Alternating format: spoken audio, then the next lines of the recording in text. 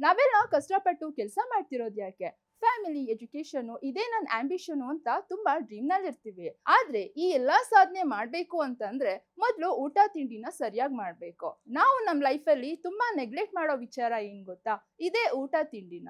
ಮನೆಯಿಂದ ಹೊರಗಡೆ ಹೋಗ್ಬೇಕಾದ್ರೆ ಆಚೆ ತಿನ್ಕೊಂಡ್ರೆ ಆಯ್ತು ಅಂತ ತುಂಬಾ ಸಿಂಪಲ್ ಆಗಿ ಥಿಂಕ್ ಮಾಡ್ತೀವಿ. ಆದ್ರೆ ಮನೆ ಆಚೆಗಿನ ಊಟ ತಿಂಡಿ ಎಷ್ಟರ ಮಟ್ಟಿಗೆ ಸೇಫ್ ಅನ್ನೋದು ನಿಮಗ್ ಗೊತ್ತಾ? ಅಮೃತ್ ಭಾರತ್ ಎಕ್ಸ್‌ಪ್ರೆಸ್ ನಲ್ಲಿ ಪ್ರಯಾಣಿಕರಿಗೆ ಇಷ್ಟ ದಿನ ಯಾವ ರೀತಿ ಊಟ ತಿಂಡಿ ಕೊಡ್ತಿದ್ರು ಅಂತ ಹೇಳ್ತೀನಿ. ನಾನು ದಿವ್ಯಲತಾ. ನೀವು ಯಾವತ್ತಾದ್ರೂ ಅಮೃತ್ ಭಾರತ್ ರೈಲಿನಲ್ಲಿ ಟ್ರಾವೆಲ್ ಮಾಡಿದ್ದೀರಾ? ಅಥವಾ ಇನ್ ಮುಂದೆ ಟ್ರಾವೆಲ್ ಮಾಡಬೇಕು ಅಂತ ಅನ್ಕೊಂಡಿದ್ದೀರಾ?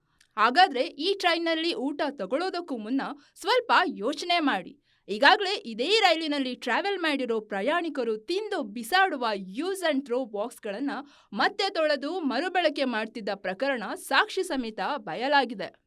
ತಮಿಳುನಾಡಿನ ಈರೋಡ್ ಮತ್ತು ಬಿಹಾರದ ಜೋಗಬಾನಿ ನಡುವೆ ಸಂಚರಿಸೋ ಅಮೃತ್ ಭಾರತ್ ಎಕ್ಸ್‌ಪ್ರೆಸ್ ಸಂಖ್ಯೆ 16601ರಲ್ಲಿ ಈ ಅಸಹ್ಯಕರ ಘಟನೆ ನಡೆದಿದೆ ಕಣ್ರೆ.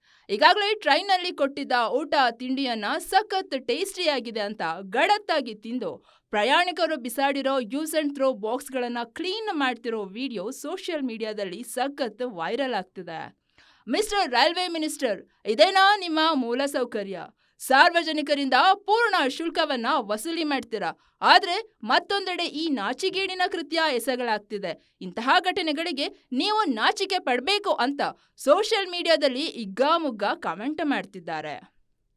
ಏನೋ ತಿಂದು ಬಿಸಾಡಬಹುದಾದಂತಹ ಪ್ಲೇಟ್ನ ಮರುಬಳಕೆ ಮಾಡೋದು ಆರೋಗ್ಯಕ್ಕೆ ತುಂಬಾ ಡೇಂಜರ್. ಕೊಳಕು ಹುಳುಗಳಿಂದ ತುಂಬಿದ ಆಹಾರವನ್ನ ಸೇವಿಸಿದ್ರೆ ಹಲವು ಕಾಯಿಲೆಗಳು ಬರೋದು ಪಕ್ಕಾ ಗ್ಯಾರಂಟಿ. ಹಾಗಾದ್ರೆ ಇಲ್ಲಿಯವರೆಗೂ ಈ ಟ್ರೈನ್ನಲ್ಲಿ ಟ್ರಾವೆಲ್ ಮಾಡಿರೋ ಪ್ಯಾಸೆಂಜರ್ಸ್ ಇದೇ ಬಾಕ್ಸ್ನಲ್ಲಿ ಊಟ ಮಾಡ್ತಿದ್ರಾ?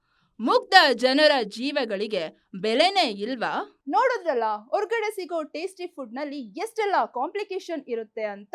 ನೋಡ್ತಾ ಇರಿ ಗ್ಯಾರಂಟಿ ನ್ಯೂಸ್, ಸುದ್ದಿ ಖಚಿತ, ನ್ಯಾಯ ನಿಶ್ಚಿತ. ಗ್ಯಾರಂಟಿ ನ್ಯೂಸ್, ಸುದ್ದಿ ಖಚಿತ, ನ್ಯಾಯ ನಿಶ್ಚಿತ.